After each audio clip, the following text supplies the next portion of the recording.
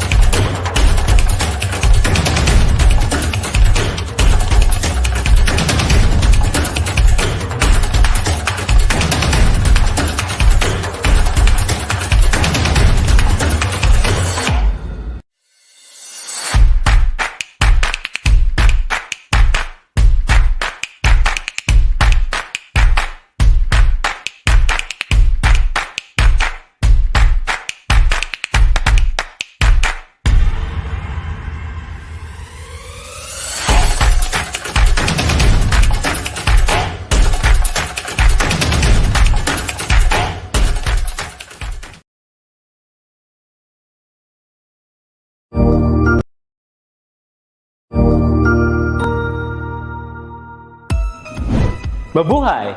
Good day to all! I am your tutor Madge.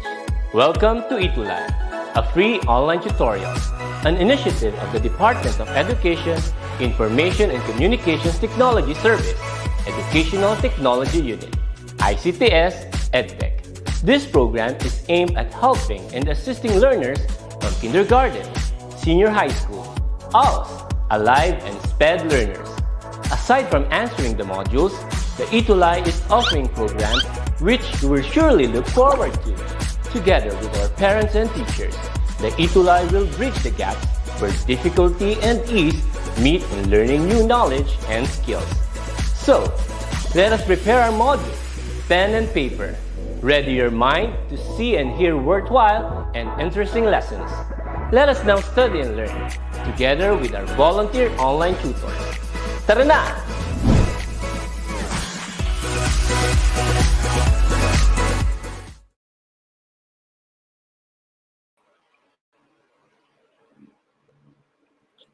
Good afternoon, everyone. Good afternoon. Welcome to another episode of our DepEd ETUlay for Mathematics 10. This is Tutor Joy Villarreal, your ETUlay Grade 10 Math Tutor. And we are now on the 5th week of our quarter 4. So welcome po sa lahat ng mga nanonood. So paki-type naman po sa ating comment section kung kayo ay nanonood mula sa YouTube or sa Facebook at paki-mention na rin ang inyong mga advisors and math teachers.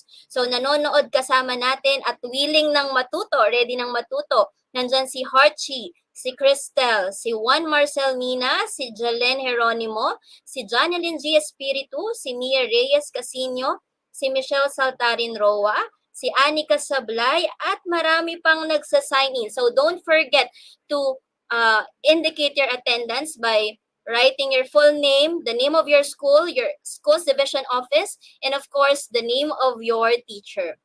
So, today, I'm very excited na maipakilala sa inyo kung sino-sino ang mai-feature nating mga mathletes, math coaches, at of course, ang ating Math Husay School. So, welcome po muli mula Luzon, Visayas at Mindanao na mga nanonood. Huwag pong kalilimutan na i-share ang ating episode today. So kung hindi mo pa na-share ito sa iyong timeline, please do so. Paki-share po sa inyong Facebook timeline ang ating Facebook link or YouTube link. At i-share din sa inyong school Facebook group at sa inyong school Facebook page, maging sa inyong group chat ng magkakaklase para sabay-sabay tayong matututo ng panibagong lesson. So, before that, so let's have this. Ayan, marami rin pong nanonood from Isabela, from Camarines Sur, at maging sa Quezon City. Ayan, they are mentioning their teacher. So, hello po sa iyo, Sir Junwar Direction. Kung ikay nanonood, marami po sa iyong mga estudyante ang nag-a-attendance na sa ating comment section. So, yung iba, paki-mention din po ang inyong mga math teachers para at least nakikita nila kung paano kayo sumubaybay sa ating ETUlay session for today. Ayan. And once again, if you are new to this platform, this is Tutor Joy Villarreal and I am from SDO Caloocan City. So shout out din po sa ating school principal, Mrs. Priscilla T. Katanawan, at sa ating school supervisor, sa ating superintendent, Dr. Nanet Losaria, and to my SRM coordinator, Mrs. Ronalie A. Coco. And shout out din sa ating director na nasa backstage. Hello, Tutor Abhil. He's from SDO Bataan at kasama rin sa ating Math 10 team. At syempre, shout out din po sa aking kapartner na si Tutor Ruel from SDO Camarines Sur. So today, wala lang po si Tutor Ruel but he already prepared kung sino ang ating mga mafi-feature for today. So, simulan natin mula ang mga unang list of students natin from Quirino National High School. So simulan natin kay Nea Elaine T. Daliba. Congratulations! So she's from Quirino National High School, SDO Isabela. From the same school, we have Jerian L. Kalamanan, virtual club naman po. So kung kaklase nyo po yan, please mention her name, shout out po sa kanya, at itag nyo na po siya, baka hindi pa siya naka-online. Ayan. And we also have Rani D. Julian Jr. Ayan. Congratulations. So maraming bago ngayong week, no? And we have Michelle S. Roa from same school and SDO Isabela. We have Laika Gumiran. Congratulations. Christian James R. Miguel. Mahusay. Yan, mga tama po ang kanilang sagot sa ating weekly math challenge for week 4 last week. Congratulations din kay Rhea Mariel T. Fernandez. Ganon din kay Charla Joyce G. Aquino. At from Quirino National High School, SDO Isabela pa rin, congratulations, Precious Lara Reyes. And then we also have mathletes from the other school. Congratulations to Harchi R. Dansalan. She's from San Mariano National High School, SDO Isabela. Together with her schoolmate, Miriam Yadaw. Congratulations. And we also have Rhea Nina Angela B. Tercero from Colyat High School, SDO Quezon City. And from Ocampo National High School, SDO Camarines Sur, we have Jill Grace F. Tawagon. So these are our mathletes for quarter 4, week 4. Congratulations! And congratulations din sa ating mga math coaches na talagang nakatutok, nakasubaybay at sumusuporta hindi lang sa DepEd ETUlay session kundi sa kanilang mga masisipag na estudyante. So we have our first math coach of the week, Sir Junwar Direction from Quirino National High School, SDO Isabela. Congratulations, sirs, and thank you so much for your consistent support to our program. Congratulations din po, Ma'am Rowena Dizon from San Mariano National High School, SDO Isabela. Ganon din kay Ma'am Mary Rose F. Robles from San Mariano National High School, SDO Isabela. And last but not the least, we have Circle Justin V. Condino, Ocampo National High School, SDO Camarines Sur, and Ma'am S.P. Ventura from Colyat High School, SDO Quezon City. Ngayon, excited na ba kayo? So kung mga teachers nyo po sila, nako, for sure, kung proud sila sa inyo bilang mathletes, maging proud din po tayo sa kanila as our featured math coaches for quarter 4, week 4. And for our Math Husay School of the Week, do you have any guess? Sige nga, shout out nyo po ang inyong school. Ang ating Math Husay School for quarter 4, week 4 ay, ayan, ang Quirino National High School from SDO Isabela. So for quarter 4, week 4, we were able to feature 13 mathletes at karamihan doon mga bagong mathletes, no? Mga mahuhusay. And then we have 5 coaches and solo ng Quirino National High School for quarter 4, week 4 ang ating Math Husay School title. So abangan natin sa susunod na linggo sino naman kaya ang mga susunod na mafe-feature as our mathletes, as our math coaches, and as our Math Husay School. Ayan, congratulations po sa inyo. Ayan, ano na po sila, nag-shoutout ng kanilang mga teachers. So from Ibrahim Lumpingan, congratulations daw po sa lahat ng mathletes, math coaches, and Math Husay schools. And also, we would like to take this opportunity to express our gratitude, to say thank you, to express our sincerest thanks to everyone na tumutok po, no, sa ETUlay mula first quarter hanggang ngayon, fourth quarter. And then, for the previous quarter, salamat po kasi kami po ay sinama ninyo sa nomination for the Exemplary Tutors Awards. And last Saturday, May 28, naganap na po yung ating awarding ng quarter 3. And fortunately, to God be the glory, we were able to get 2 awards, no? Our team, the grade 10 math, together with Tutor Ruel Brinas from SDO Camsur, nakuha po natin ang award na Exemplary in Pedagogy for quarter 3 for the current school year 2021 to 2022 at ganun din po ang award na most viewed. So hindi naman po ito magiging posible kung wala po ang suporta ng bawat isa sa inyo. So from the bottom of our hearts, we would like to express our sincerest gratitude to everyone, to every school, to every student, to every parent, and to every teacher who are watching and supporting this program. And of course, our grade 10 episode. So maraming salamat and hopefully talagang mas marami pa po tayong maabot at talagang natututo po ang bawat isa sa atin. So maraming salamat po. Ayan, maraming salamat ni Reyes Casino for congratulating us. Ayan. So let's start our episode for today, which is all about, ayan, so nasa module 35 na po tayo. So our topic for today is all about analyzing and interpreting research data. But this is part 1 only kasi mahaba po yung lesson. So again, this is the first part of our module 35. Ginagamit pa rin po natin. So shout out to DepEd Cordillera Administrative Region.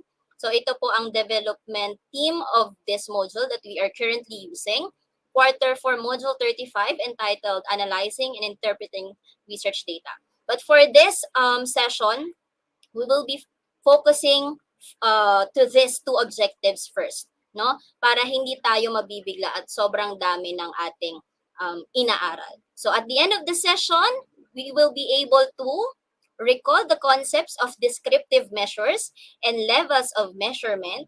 For sure, narinig nyo na itong mga statistical terms na to. So, recall lang tayo, no? Magre-refresh tayo today.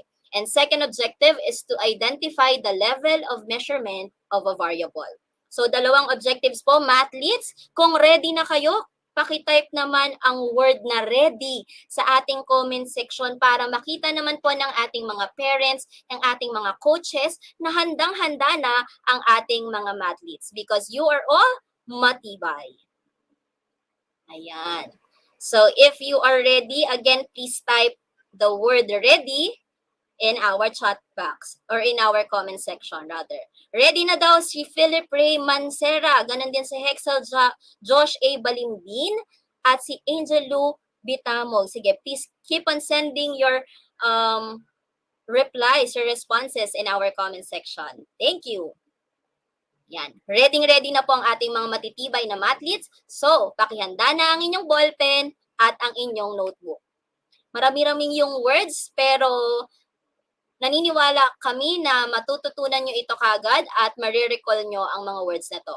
So before anything else, let's have a quick review challenge. So again, lalagay lang po ang item number at syempre ilalagay po ninyo ang inyong tamang sagot or ang inyong chosen letter. So use capital letter. Is it A, B, C, or D? Let's start with our quick review challenge. Ayan. First question. Which of the following sets of data has an outlier? Yan, hopefully, nare-recall pa ang meaning ng outlier. Is it A, the data set that is composed of 7, 8, 9, 10, 11, B, 7, 8, 9, 10, 30, C, 7, 8, 9, 10, 12, or D, 6, 7, 8, 9, 10? So, meron kayo dyang keyword na outlier. So, which among the sets of data has an outlier? Start now. Is it A, B, C, or D? Ayan, sige. So habang tayo naghihintay ng kanilang answer, shout out po kay Mary Joy Arevalo, kay Kathleen Althea Maluyo, kay Miriam Yadaw, kay Michelle Sauterin Roa, kay Rhea Mariti Fernandez, kay Laika Gumiran, at ganun din kay Daveson Jao. Ayan. Sumagot na po sila. Ang kanilang answer ay letter B. Ayan, letter B. Are they correct? Yes. So, letter B is the data set that has an outlier. So, pag sinabi po nating outlier, mathletes, ito yung value or values na extreme. So, it could be too big, too large, or too small value comparing it to the common values in the data. So makikita natin, may 30 siya. So malayo siya yung extreme value comparing it with 7, 8, 9, and 10. Very good for that item. Magandang recall yan. Second, which of the following measures of central tendency is appropriate for nominal variables? So for this item, it's important to recall, ano ba yung central tendency? Ayan. Ano ba yung mga measures na yun? And ano po ba yung nominal variables, Tutor Joy? Ayan. Let's see if you can recall this. Is it A, mean, B, median, C, mode, or D, none of this? Number 2, what will be your answer?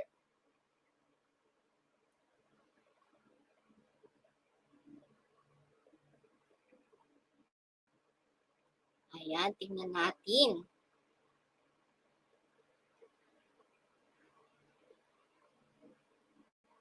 Oops. Huh? Ayan, number 2, ang sagot nila ay A, mean. Ayan, babalikan natin central tendency. So, nandiyan ang mean, median at mode. At ano kaya ang appropriate or mas akma para sa nominal variables? Is it mean, median, or mode? So common ang kanilang answer ng letter A, which is mean. Pero merong isang sumagot ng letter B, which is median. I do not see any answer. Meron ding letter B, dalawa. I do not see any answer na letter C.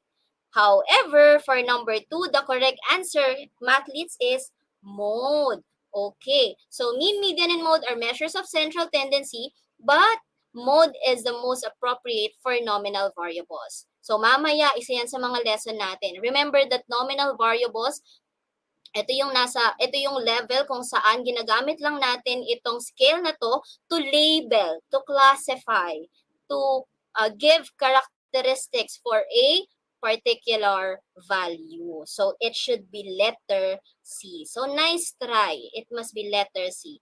And last, for this quick review challenge, we only have 3 items. Which of the following uses mean? Ayan. Ito naman, uses mean for its average.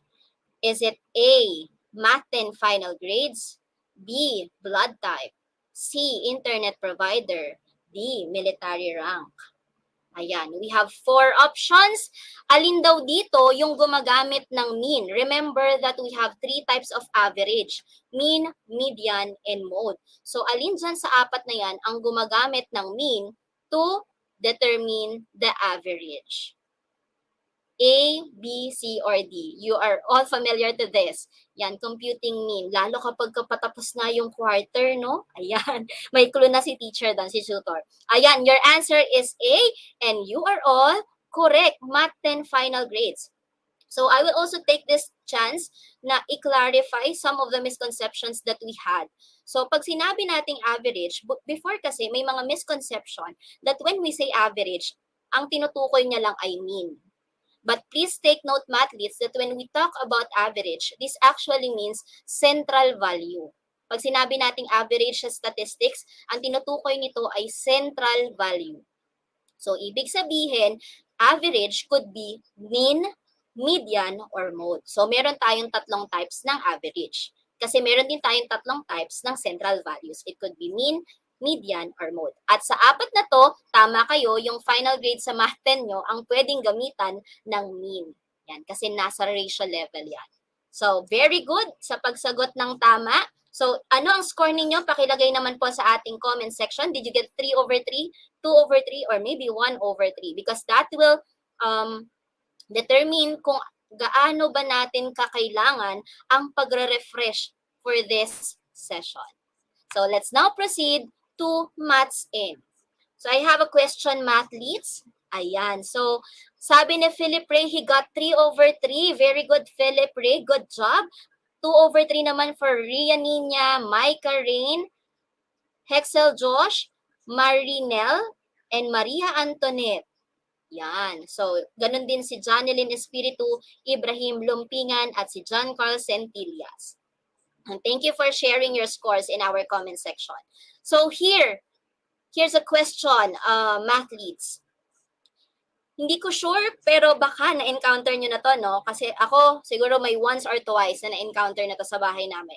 Have you ever encountered persons who periodically visit your house asking questions such as, how many are you living in your house? And meron na ba kayo na-encounter na ganun? Kumatok sa bahay ninyo, tapos biglang magtatanong, ilan po yung nakatira dito sa bahay ninyo? O kaya, how many persons are employed in your family? Ilan daw yung mga taong nakatira sa bahay nyo na may trabaho? Ayan, sabi ni Philip, yes daw. Ganun din si Maria Antoinette Molina. Sino pa sa ating mga mathletes? Ayan, kung na-encounter nyo yan, alam nyo ba kung ano yung ginagawa nila? Do you have any guess? Ayan, sabi ni Philip Ray, kukuha po sila ng data. Ano kayang tawag dyan? And particularly in the Philippine setting, ano yung department or anong department yung responsible for that?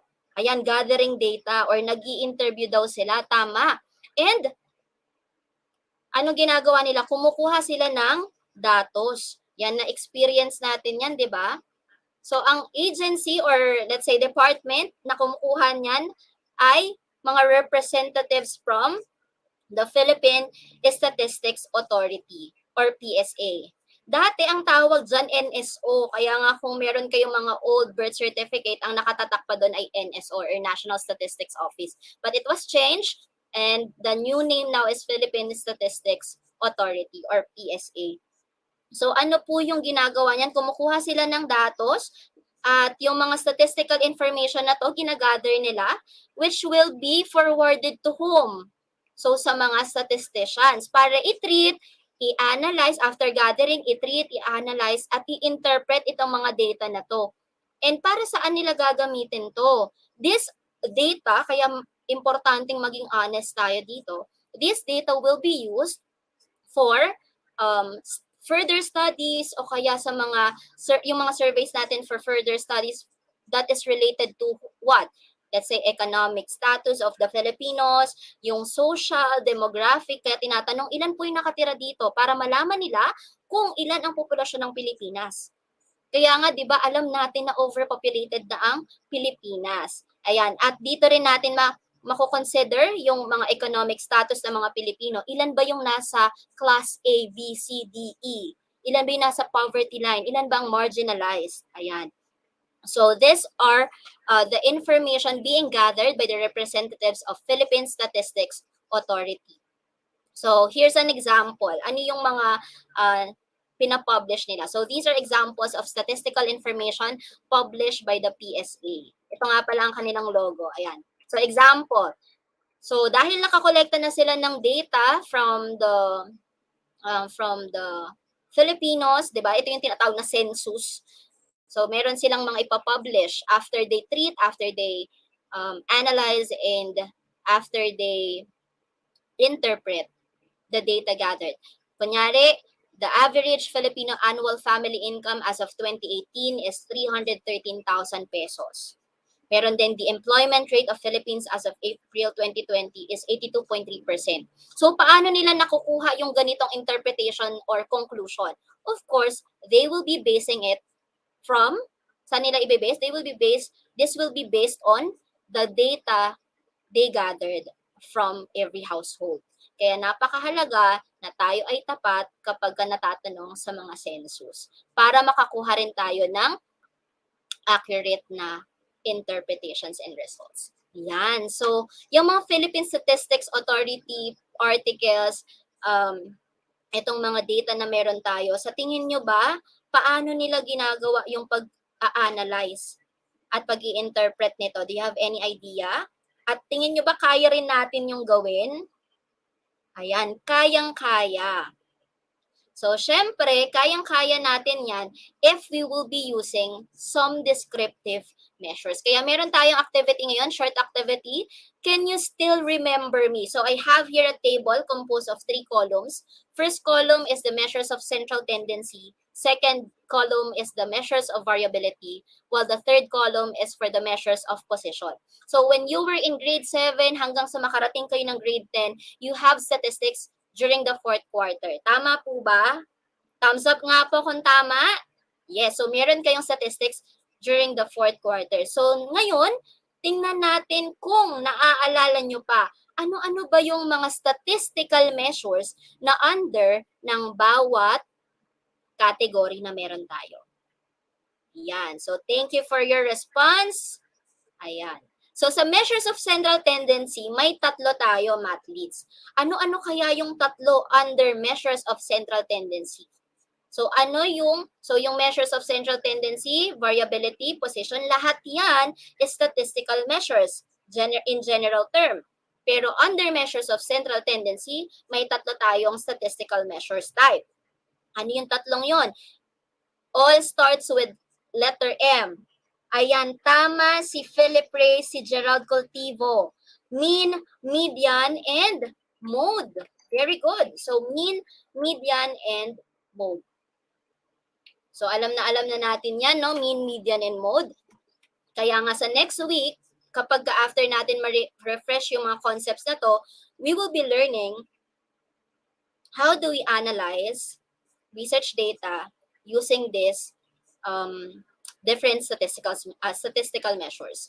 So kung sa measures of central tendency may 3 na mean, median, mode, ano naman kaya yung nasa measures of variability? So one starts with R, meron ding starts with letter V, at meron ding starts with letter S, at 2 words yung pangatlo. Sige nga, what are the measures of variability that you can recall? Starts with R. Nung nakaraan, sinama natin yun sa computation ng measures of position. Nasama natin, nasasama natin yun. to identify the difference between the highest and the lowest value para makagawa tayo ng frequency distribution table. But that measure is actually one type of measures of variability. Ano kaya yon? Ayan, nagtanong pa si Gerald, but you're correct. It's range. So, ang tawag natin doon ay range. The difference between the highest and the lowest value in a distribution is called range.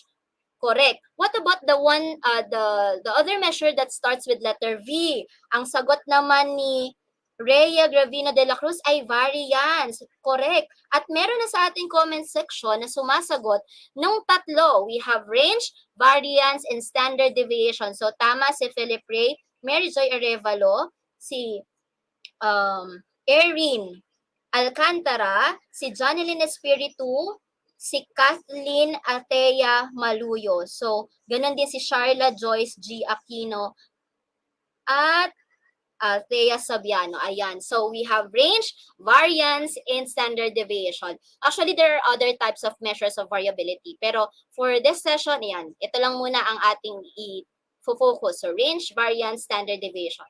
What about for the measures of position? Ito yung inaral natin for the previous weeks. Ito yung pinaka-fresh pa sa inyo. Ano yung tatlo? Starts with Q, D, and P. Ayan. Hello, Antoinette T. Hernandez. She's watching from Pulong Buhangin National High School, SDO Bulacan. Hello sa mga taga Bulacan. At sana isa rin kayo sa mga mafe-feature natin next week sa ating ETUlay Mathletes of the Week. Ayan. Sige nga po. Ano kaya yung measures of position? Ayan, sabi ni John Carl Centillas, Gerald Cultivo, Philip Ray Mancera, ito raw ay quartile, decile, percentile. Ganon din ang sagot ni Maria Antoinette Molina. Let's check if they are correct. Ayan. So we have measures of position, quartile, decile, and percentile. Good job. Ayan. So dahil tama kayo, very good na very good. So sino ang mga nakakaalala na dyan? Ibig sabihin, you're familiar with these terms. This is not so new to you. So kung medyo nakakalimutan yung iba dyan, pakisulat at pakiscreenshot po ang slide na to. Para next week, alam na alam natin kapag sinabi nating variance, we're familiar that this is a type of measures of variability. Pag sinabing percentile, okay, measures of position yan. Okay? Let's proceed.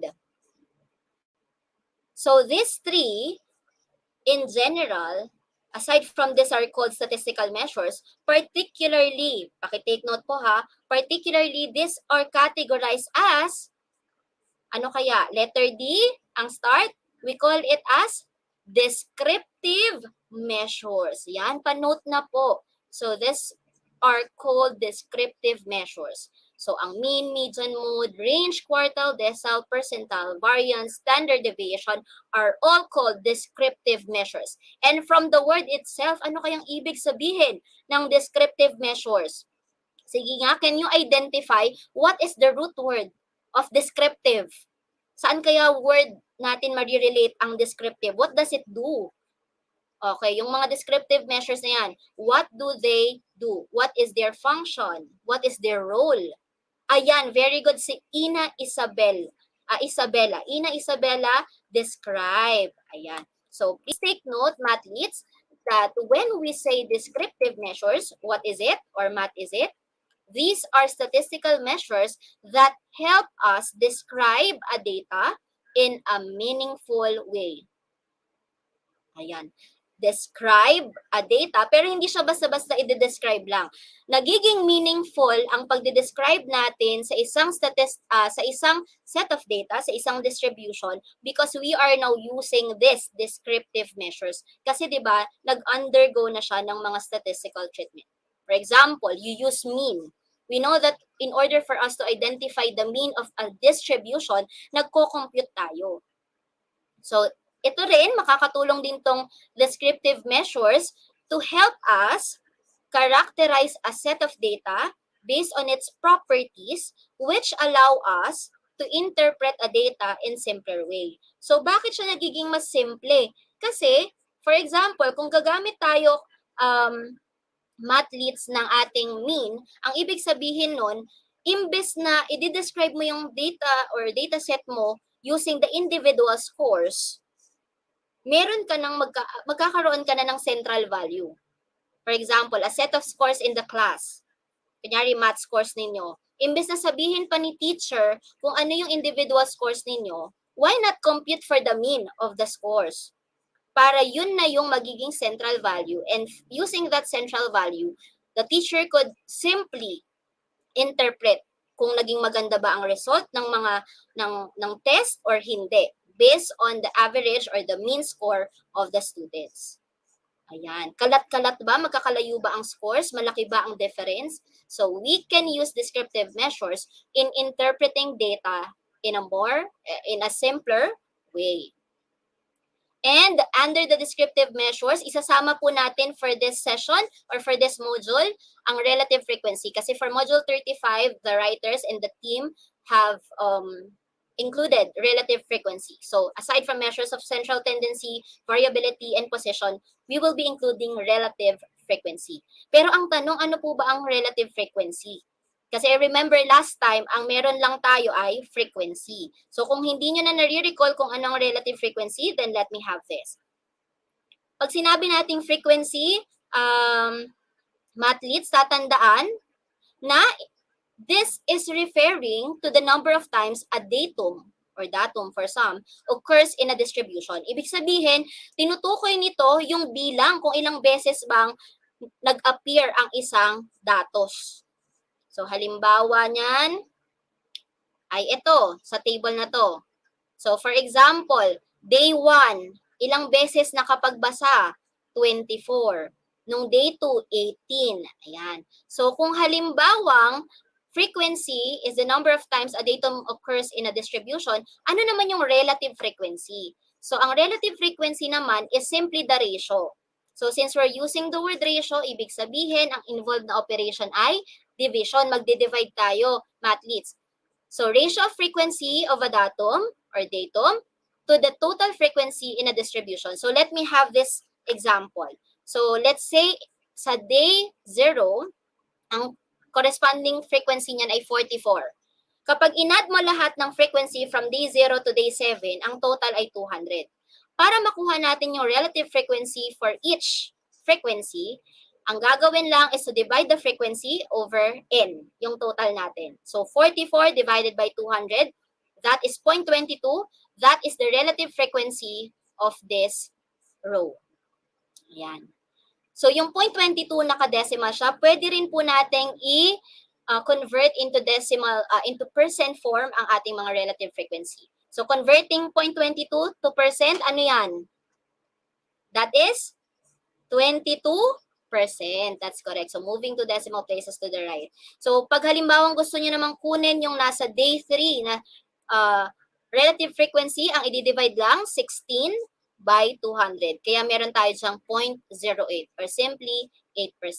So, I hope at this point, you know the difference between frequency and relative frequency. Again, frequency, number of times na nag-o-occur ang isang datos sa isang distribution. Relative frequency, ratio lang ng frequency over n. Okay? Yan, I hope it's clear. If it's clear, can you please type the word clear in our comment section?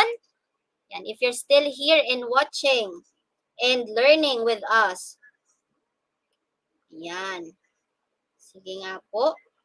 Next. Dito naman, yung tinutukoy natin kanina nung sa quick review challenge, and one of our objectives is to recall what are the levels of measurement. So, ilan nga ba ang levels of measurement? Ayan, very good. Thank you so much for responding that the discussion so far are clear. Now, on this part, ano pa ba ang ating i-recall? The levels of measurement. At ilan nga ba ang ating levels of measurement? Ilan po? Sige nga. Ilan ang ating levels of measurement? Pakitype nga sa ating comment section. Higit 10 po ba yan? So, una dyan ay nominal. At dahil naririnig nyo ng nominal, for sure, familiar kayo sa mga kasunod nito. Sige nga. Ayan, tama si Philip. There are 4. So, let's start with the first level of measurement, and that is nominal. Please take note. So, refresh lang natin. Pag sinabing nominal, oops, sorry for the typo, it must be measurement. So, this level of measurement allows one to label or categorize or maybe classify objects. So, ang mga terms natin, label, categorize, or classify. So, ito yung function niya. This level of measurement will allow us to label, categorize, or classify objects, events, or people. The labels assigned to objects, mathletes, have no quantitative value. So, isa sa mga importante nating i-take note, kapag ka-nominal ang level ng measurement, no quantitative value. Ayan. Numbers can be assigned to objects or people, but they have no natural order. So again, ang role niya lang is gamitin as label, makategorize yung objects, events, or people, or maklasify yung mga yon. But they have no quantitative value and there's no natural order. So ano examples niyan? So we have strands in the senior high school curriculum, areas of specialization, subjects enrolled, and gender. So for example, gender, di ba, we have there male, female, sa strands. Can you give me an example of strands in the senior high school curriculum? Since you are grade 10 now, no, currently grade 10, ano ba yung strand na gusto nyong kunin next school year? Sige nga, example tayo. Ayan, so meron daw gustong mag-STEM sila, Ina, Isabella, at Philip. Yung naman, kay Jillian naman, STEM din. Ayan, can you give other example? Yan, may ABM, may UMS, may gas. So these strands in the senior high school curriculum are used to label or categorize. No? But it doesn't mean that they have quantitative value. Hindi naman ibig sabihin na kapag ABM, ano yan, 30 ang equivalent value niyan. Pag UMS, 29. So that's why you cannot also rank them. Wala siyang natural order. Kaya let's also avoid or erase that stereotype. Meron ako nakikitang post before na kapag sinabing STEM, ito daw yung mga estudyante na nandito magagaling. Mas mataas daw ang STEM kesa sa UMS, ABM. But that is not true. Because when you have the strands in the senior high school curriculum, these are used for labeling only. So walang kapag sinabing STEM, yan yung magagaling. Pag UMS, yan yung sunod lang sa STEM. Let's erase that idea. So those are just simply stereotypings that are not good. So those are nominal. Ang pangalawa naman starts with O, which is ordinal. Pag sinabi namang ordinal, this level of measurement allows one not only to label or categorize or maybe classify, pero meron din siyang role na mag-rank. Ayan, kaya nga ordinal from the word order. So yes, nagagamit din siya to label, categorize, or classify, parang nominal, pero yung level of measurement na meron dito, pwede mo na siyang gamitin para mag-rank ng values. The labels assigned to objects or people have natural order, but no quantifiable difference between values. So hindi meron siyang ranking, pero hindi mo ma-identify yung pagitan, no? Walang quantity, walang amount na ma-identify mo yung pagitan ng mga values. So ano example nito? Military rank, grade levels, teacher's position. So can you give examples of military rank? For example niyan, 'di ba? May mga lieutenant, sergeant, major, general. Pag naririnig mo yung mga yan, alam mo kung ano yung mas mataas kanino, 'di ba? Sa grade level, ano bang mas mataas? Grade 1, grade 2, grade 3, grade 4, grade 5, grade 6. Alam kagad natin. So they are used to label or categorize the students. Halimbawa, itong group ng estudyante na to sa kanan ay grade 6, sa kaliwa ay grade 5. Ginamit natin yung grade 5 and grade 6 to label those group of students, but at the same time, we can use grade 5 and grade 6 to rank the students. Alam natin na mas mataas ang grade level ng mga estudyanteng nasa grade 6 na kesa dun sa mga nasa grade 5. Understood? Ayan, so sa teacher's position, may teacher 1, teacher 2, teacher 3, master teacher 1, master teacher 2. Yan, meron din yung sa administrative, magiging principal. So, meron tayong rank. Pero kahit na meron tayong natural order, hindi natin maka-quantify kung ano yung difference ng mga values na yun. For example, teacher 1, teacher 2. Alam nating mas mataas ang teacher 2 kay teacher 1. But we cannot quantify ano yung difference ng teacher 1 at teacher 2 when it comes to, for example, points. Wala naman. So, we can just simply label and rank using these levels of measurements. Okay? And next, ano naman kaya ang next? We have interval. Ayan. Get ready ha, pahuhulain natin ano yung ika-4 na level ng measurement mamaya. So, meron na tayong nominal, ordinal, at meron na rin tayong interval. So, this scale allows one to label objects or people with natural order and have exact difference between values. Ito yung pinagkaiba niya kanina sa ordinal. May natural order na rin si interval, pero ngayon makikita natin yung exact difference ng mga values. So, tandaan din, ito yung kumbaga, isa sa mga kailangang emphasize when we're talking about interval level of measurement. Because interval variables do not have a true 0 point, or ito yung sinasabi nating 0 does not represent an absence of something. Gets kaya yon? Di ba pag sinabing 0, anong ibig sabihin nun? Wala. Nothing. But for interval level of measurement, pag sinabi nating interval ang level ng isang measurement, ng isang scale, yung 0 doon, hindi niya nire-represent ang absence ng something. So, wala siyang true 0 point. So, please take note na yung 0 in this level of measurement, ginagamit lang as an arbitrary value or a placeholder. Tutor Joy, ano nga example nun? So, let's have this. So, for example, scores obtained in a test at yung temperature. So, for example, sa scores obtained in a test, si student A nakakuha ng 5, si student B nakakuha ng 6, si student C nakakuha ng 0. Hindi naman ibig sabihin na yung student C na nakakuha ng 0 ay wala talagang natutunan ever, or wala talagang natutunan as in absence of something, as in wala siyang natutunan totally. Kasi 0 yung score niya. It only means na 0 kasi wala siyang alam, or wala siyang alam dun sa mga tanong na nasama sa test. Right? So, yung 0 doon ay ginamit lang as an arbitrary value or placeholder. Tandaan yan na. So, kung halimbawa nakaka-0 tayo, it doesn't mean na you don't learn anything at all. It's just that hindi tayo hindi nasama yung tanong na alam natin, yung lesson na alam natin doon sa mga test na merong binigay sa atin ni teacher. Sa temperature naman, if you have 0, di ba, dun sa thermometer, it doesn't mean na absence of heat. Yan. So, yung 0, ginagamit lang natin siya as reference point. Kasi di ba, below 0, for example, below 0 degrees Celsius, pag nag-negative 1 na, ano nang ibig sabihin nun?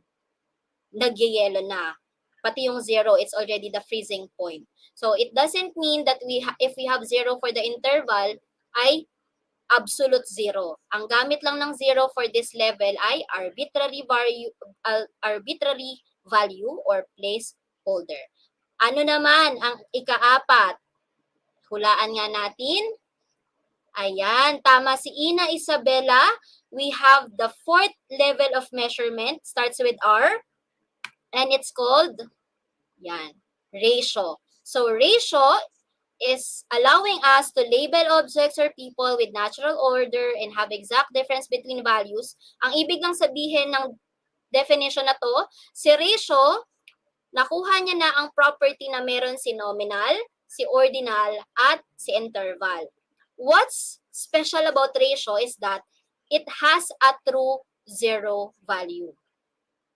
Kung si interval, arbitrary lang ang 0, si ratio, true ang 0, or yung tinatawag nating absolute value. 0 in this level of measurement is used as an absolute value. Pag ginamit yung 0 dito sa ratio level, ibig sabihin complete absence. Wala talaga. Non-existence. Ano pong example niyan? Length of segments. earnings, mga kinita, income, number of vowels in the word rhythm.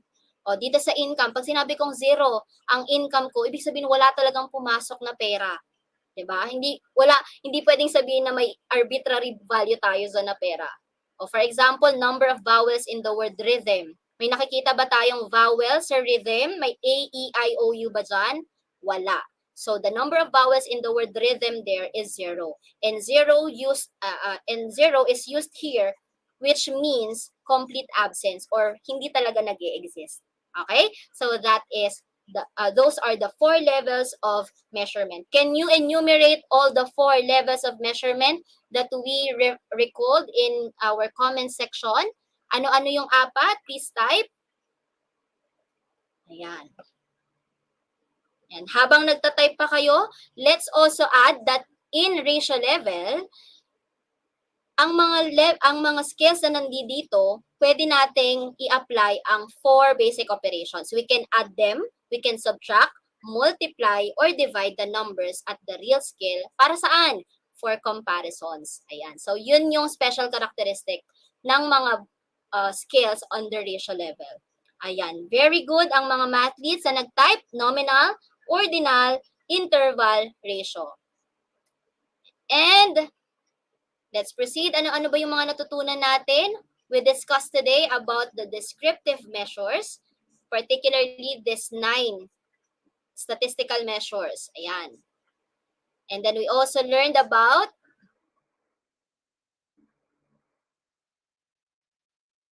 first, frequency, the difference between frequency and relative frequency. Frequency, bilang ng datos sa isang distribution. Relative frequency, just simply divide frequency over n. Ayan. At yung 4 na levels of measurement. So to summarize, kasi medyo mahahaba yung description kanina.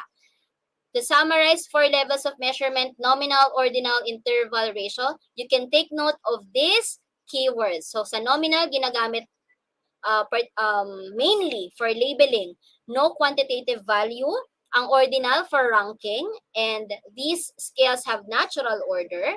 For interval, has exact difference between values, but no true zero.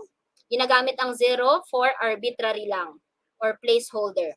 At pag kay ratio, may absolute zero, at pwede natin gamitin yung mga scales na yon na for comparisons through adding, subtracting, multiplying, and dividing the numbers. At dahil dyan nagtatapos ang ating pagre-recall, are you now ready to take the quick check challenge of the week? If you're ready, kindly type yes in our comment section. Can you please type yes in our comment section? Yan, ready na because you are all matibay. First item, we only have 4 items for this. So please identify which of the following illustrates a frequency. Alin kaya dyan ang nagpapakita ng frequency, mga mathletes? Is it A, salary increase, B, rate of interest of an investment, C, number of students enrolled in a statistics class, or D, areas of specialization for sophomore students? Kindly indicate the item number and the capital letter of your answer. Is it A, B, C, or D? Frequency. Okay. Most of you answered letter C, and that is correct. Letter C, number of students enrolled in statistics class. Good job. Number 2. So wala masyadong computation for this session kasi next week more on analysis naman tayo. Yan. Number 2, which of the following levels of measurement can assign a quantitative value in each observation with no natural order? Alin kaya sa levels of measurement na nandito?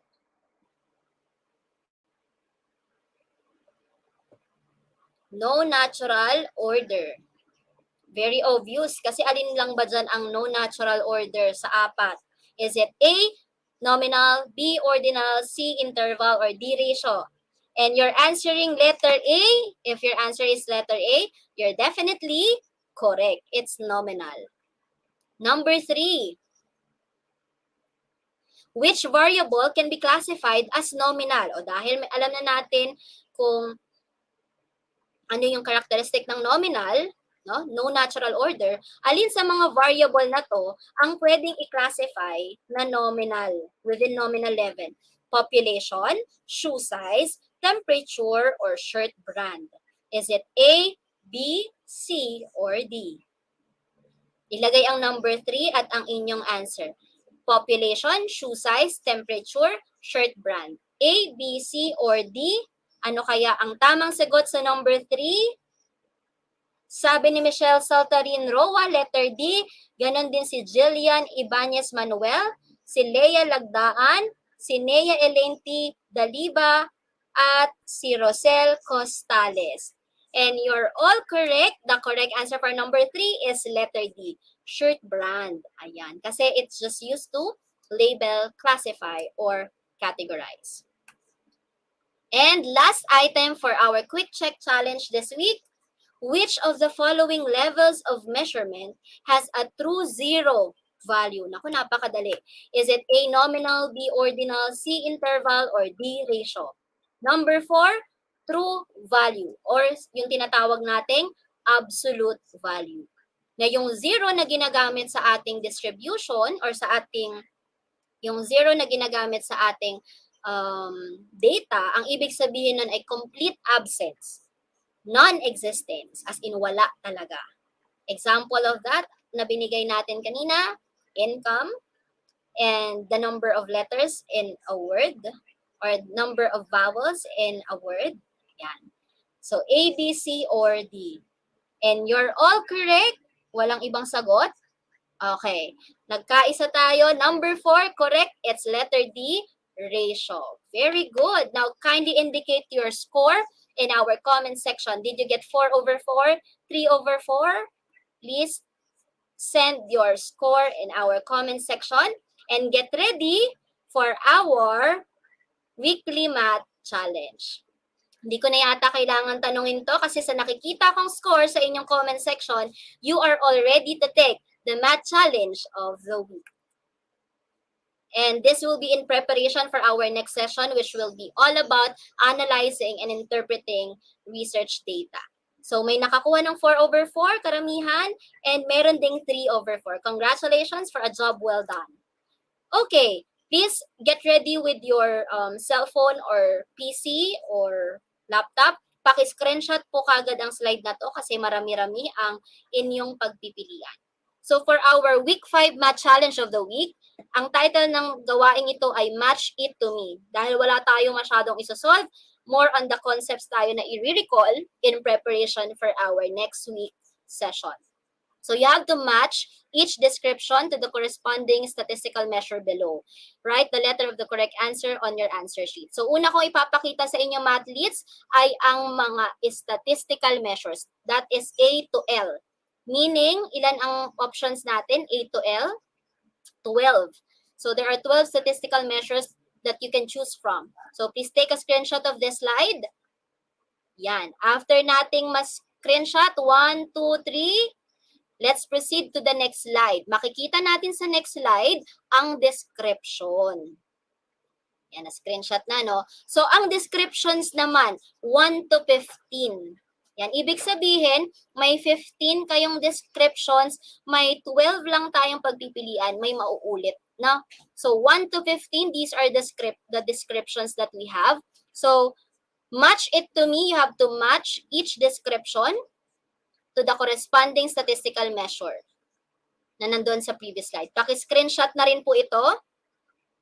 At huwag kakalimutang ilagay ang inyong, so isusulat po lahat ng description. So 1 to 15, sulat kamay or naka-type written.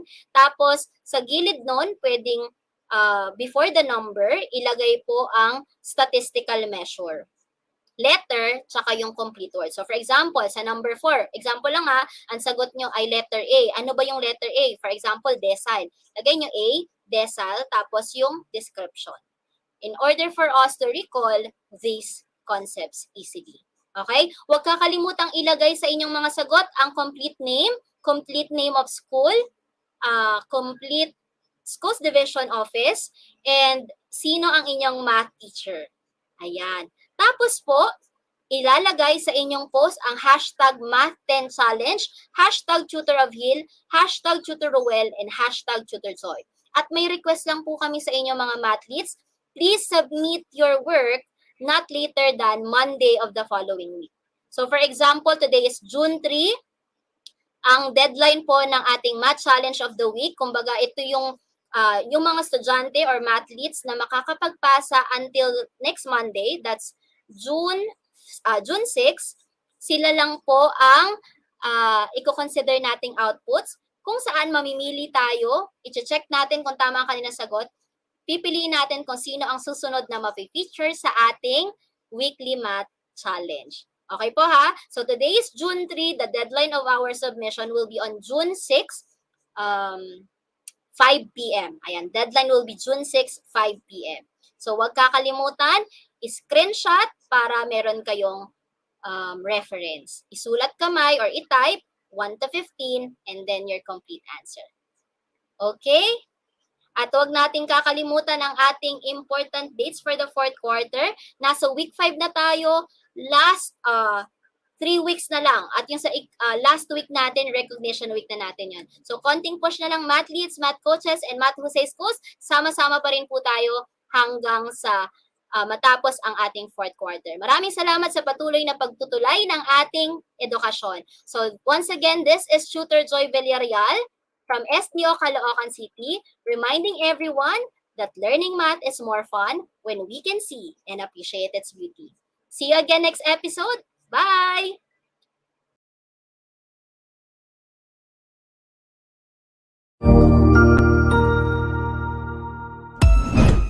Ang husay naman! Natapos mo ang iyong tutorial session kasama ang iyong mahusay na ETUlay tutor. May bago ka bang natutuhan? I-share na yan gamit ang hashtag ETUlay Level Up. Huwag aalis ha, dahil may susunod pang programa na pwede mo ring panoorin at salihan. Dahil naghihintay na ang iyong mga tutors. Happy learning dito sa ETUlay!